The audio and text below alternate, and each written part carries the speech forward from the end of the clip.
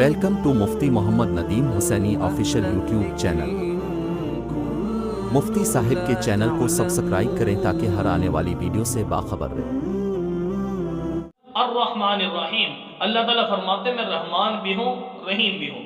رحمان کا مطلب یہ ہوتا ہے، شاہ عبدالعزیز محدث دہلوی رحمہ اللہ نے ذکر فرمایا ہے کہ رحمان اس ذات کو کہا جاتا ہے جو بن مانگے دے دے، اور رحیم اس ذات کو کہتے ہیں جو مانگنے سے دیتا ہے۔ تو اللہ رب العالمین فرماتے ہیں میں رحمان بھی ہوں، کتنی نعمتیں تمہیں میں نے دی ہیں اور بغیر مانگے دی ہیں۔ ہمیں آنکھ صحیح دے دی، ہمیں زبان صحیح دے دی، کان صحیح دے دیے، اللہ نے دماغ صحیح دے دیا، یہ وجود صحیح دے دیا، صحت تندرستی والی زندگی ہمیں عطا کر دی۔ تو اللہ فرماتے ہیں کہ بندو یہ میں نے بن مانگے تمہیں دیا ہے۔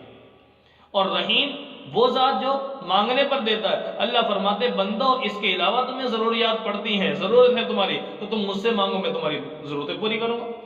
اگلی آیت میں کیا فرمایا؟ مالک یوم الدین، اللہ تعالیٰ قیامت کے دن کا مالک ہے۔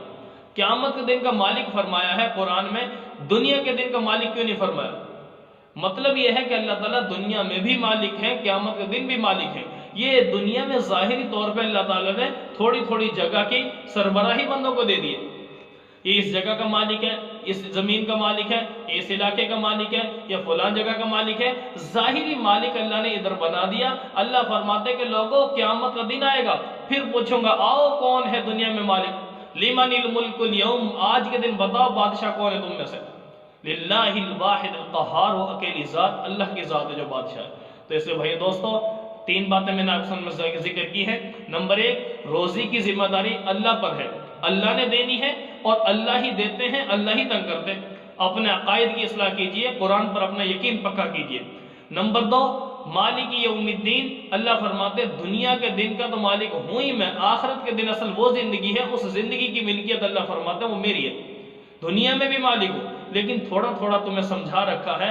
اس میں لوگ سمجھتے ہیں کہ ہمیں کچھ نہ کچھ ملا ہوا ہے، لیکن قیامت کے دن انسان کے بس میں کچھ نہیں ہوگا۔